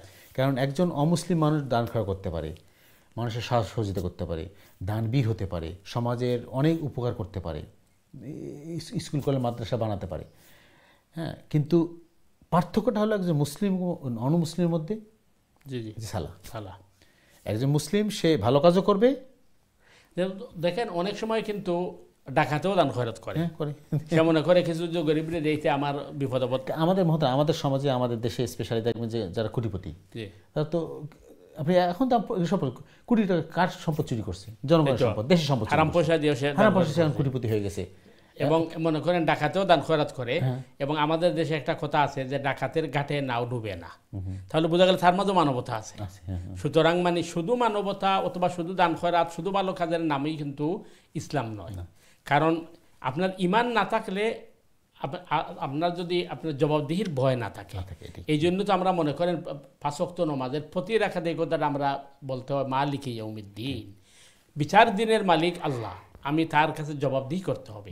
এই ভয় যখন থাকবে মানুষের কাছে, তখন সে ইবাদত যেটা করবে এটা নিরেট করবে এবং ইখলাসের সাথে করবে, আল্লাহকে ভয় করে। আর যখন তার মানে আল্লাহর জবাবদিহিতার ভয় থাকবে না, তখন সে ভালো কাজ করবে, কিন্তু এই ভালো কাজ কিন্তু তার বলা কাজ করবে অথবা তার আত্মতৃপ্তির জন্য করবে। এইটাও কিন্তু এক ধরনের শিরিকের পর্যায়ে পৌঁছে যায়।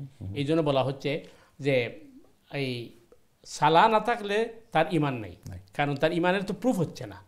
এই জন্য আমাদের একটা সময় আমরা যারা দেখি, আল্লাহ আমাদের সবাইকে মাফ করুক, আল্লাহ সবাই বুঝার তৌফিক দান করুক, সেটা হলো যে আমরা যারা যেটা আমাদের সম্মানিত দর্শকের প্রশ্নের সাথে বলতেছি যে আমরা যেটা আলোচনা করছি আজকে মেইন আমাদের জিনিস যে সালার ব্যাপারে প্রেফারেন্স দেওয়া, সালার গুরুত্ব দেওয়া, মানে সালাকে একদম আমাদের জীবনের একটা অংশ বানিয়ে নেওয়া।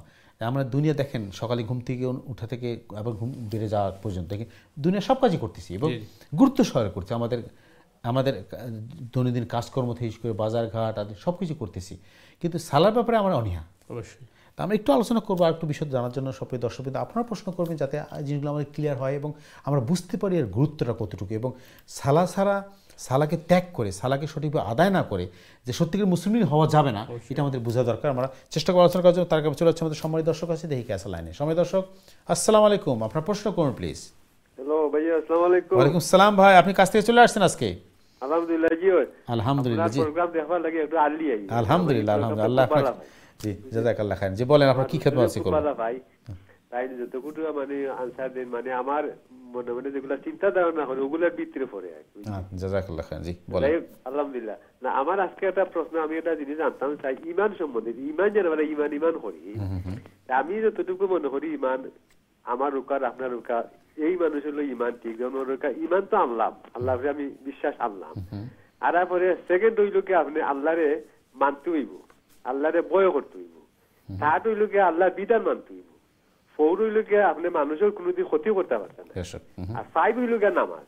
আমরা তো দেখা যায় যে ইমান আনার পরে নামাজও আসছি, আমরা এই সাইডটাতে তো ইয়া নামাজও আমরা যাই কি তখন সাইডটা তো ক্ষতিকর, ওগুলা ঠিক করে না নামাজ পড়তাম, আমরা আইছি ইমান হরু নামাজ। আমার ব্যক্তিগত এটা হুজুরের প্রশ্ন, এটা আমার আমি যে ইমান বলতে অক্টও বুঝি আল্লাহরে মানলাম, আল্লাহরে বয় করলাম, আল্লাহর বিধান মানলাম, মানুষের ক্ষতি করতাম না, এরপরে সালাত করলাম।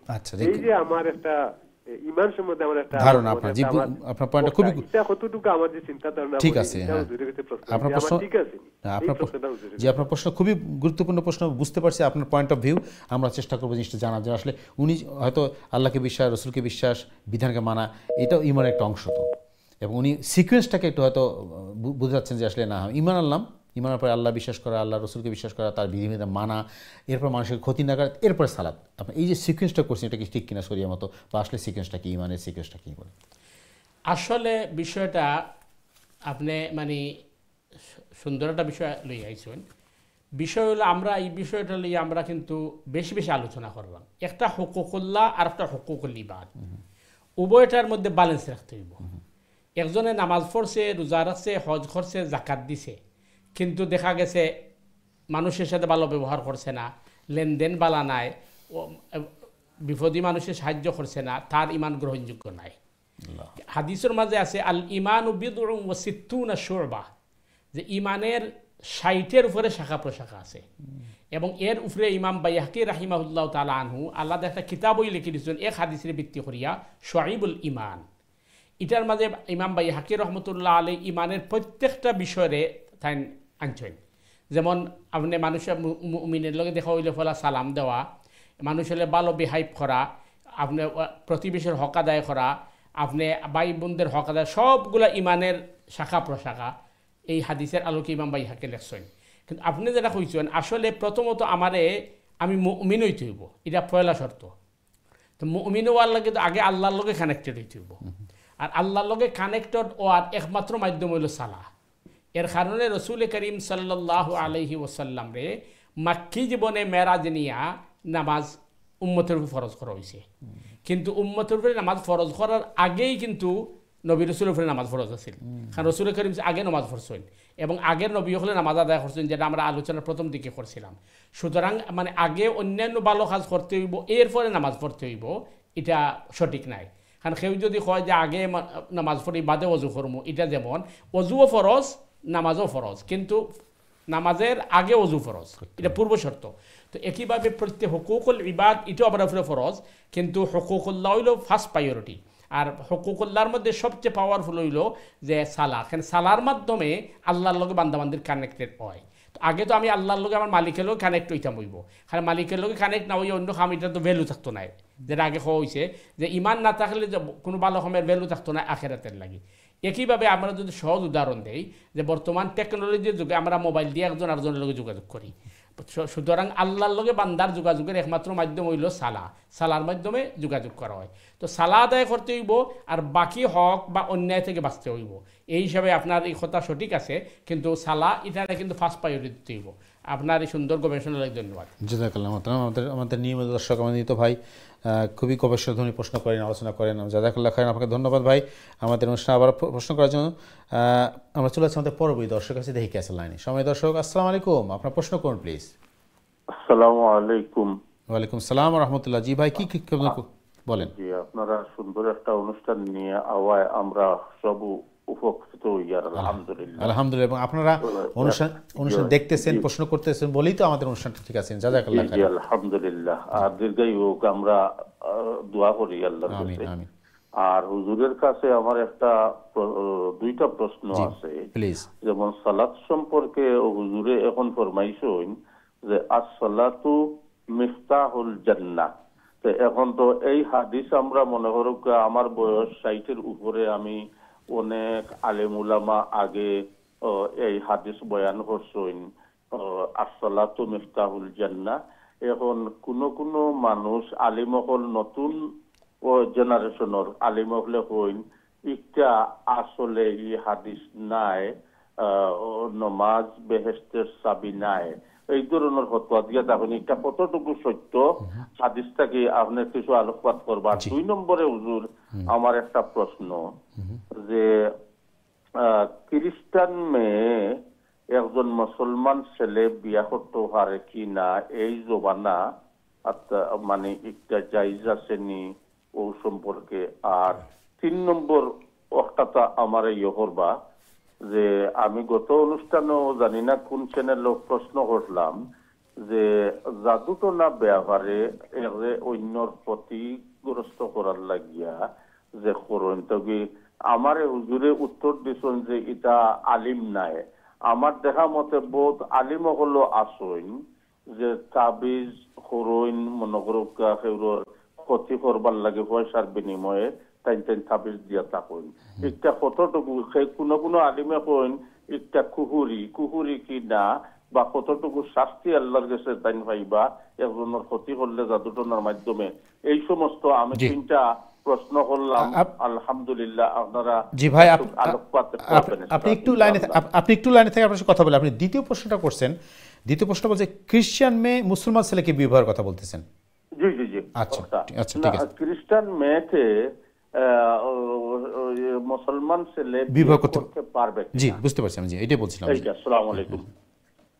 জি ধন্যবাদ আপনাকে। আপনি আমাদের রেগুলার দর্শক প্রশ্ন করে এবং সুন্দর সুন্দর প্রশ্ন করছেন, জাযাকাল্লাহ খাইরান আপনার প্রশ্নের জন্য।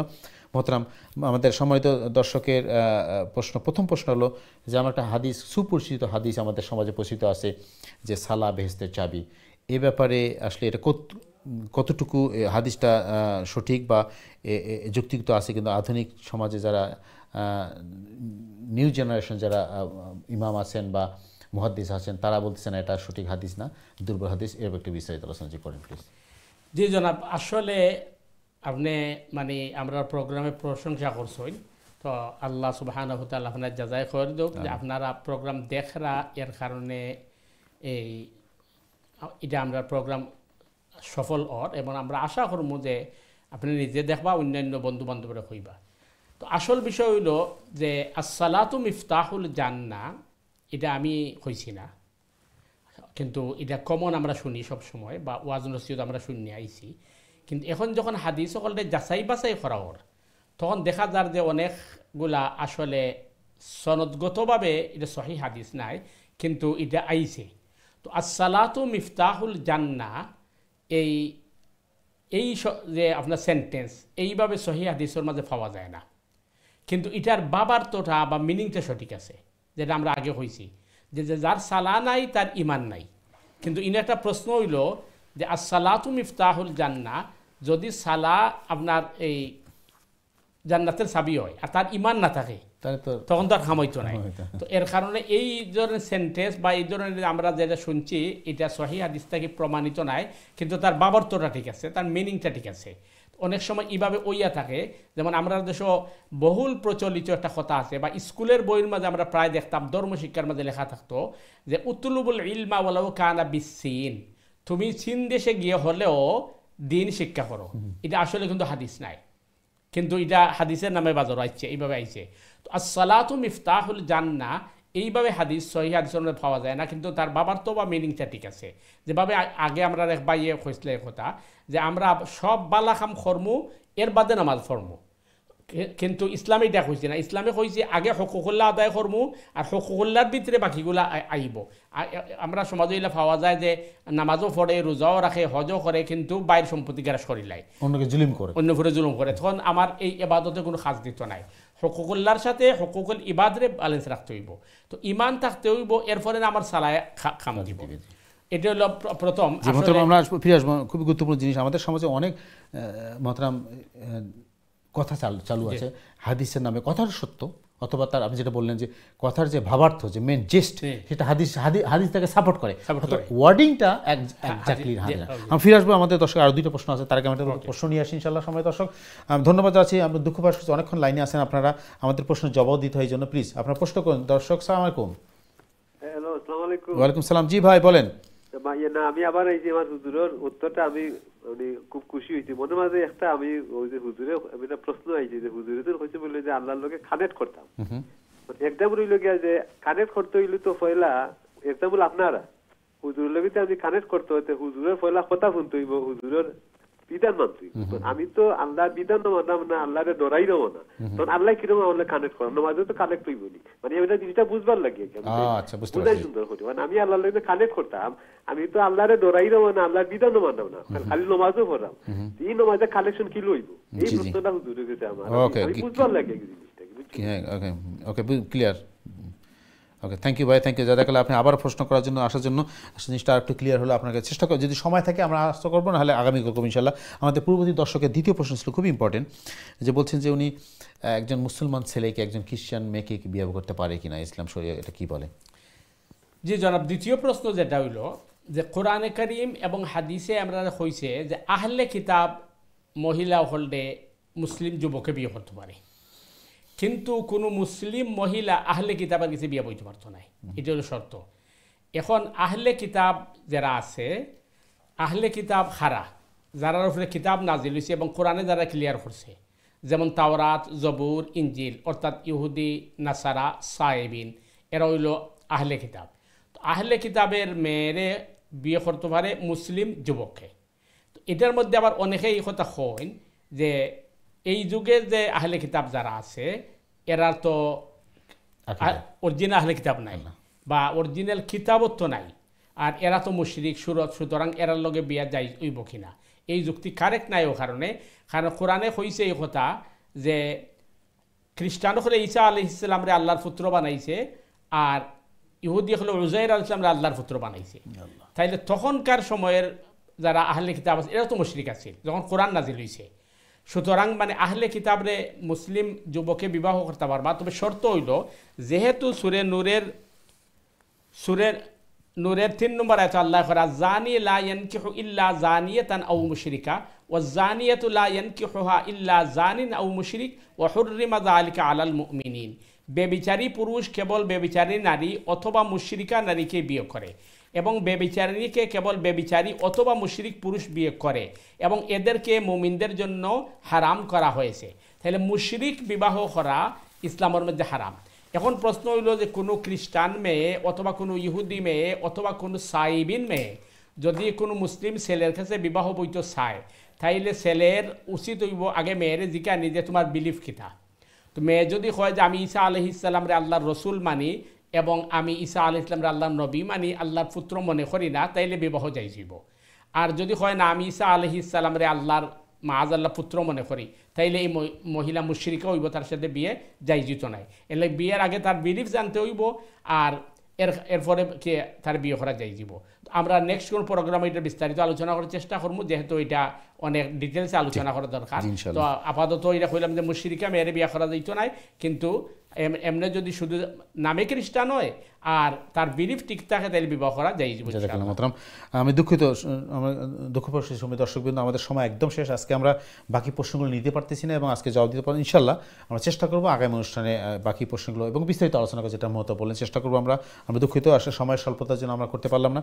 আমরা অন্তর থেকে আমাদের সময়তে মেহমানকে ধন্যবাদ যাচ্ছি, শুকরিয়া আদায় করছি তার এই গুরুত্বপূর্ণ সময়, মূল্যবান সময় আমাদের অনুষ্ঠানে এসে দেওয়ার জন্য, আমাদের অনেক কোরআন হাদিস থেকে আলোচনা শেখানোর জন্য এবং মাসলা মাসলা আমরা শিখছি তার কাছ থেকে। জাযাকাল্লাহ খাইরান।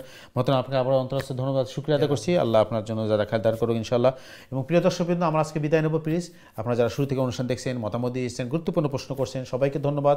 এবং যেটা বারবার বলি, আল্লাহ আমাদের সবাইকে তৌফিক দান করুক এই অনুষ্ঠান থেকে শেখার জন্য, অনুষ্ঠান থেকে আমরা শিখতে পারি, জানতে পারি, আমাদের ভুলগুলো শুধরে নিয়ে সঠিকটা জানতে পারি এবং আল্লাহর প্রিয় বান্ধা হতে পারি ইনশাআল্লাহ। আমরা বিদায় নেব আজকে। বিদায় আগে যেটা সবসময় আমরা বলি, আল্লাহ আমাদের সবাই সুস্থ রাখুন, সহি সালামতে রাখুন এবং দ্বীনের পথে রাখুন। এই প্রত্যাশায় আজকের মতো বিদায়। আসসালামু আলাইকুম ওয়া রাহমাতুল্লাহি ওয়া বারাকাতুহু।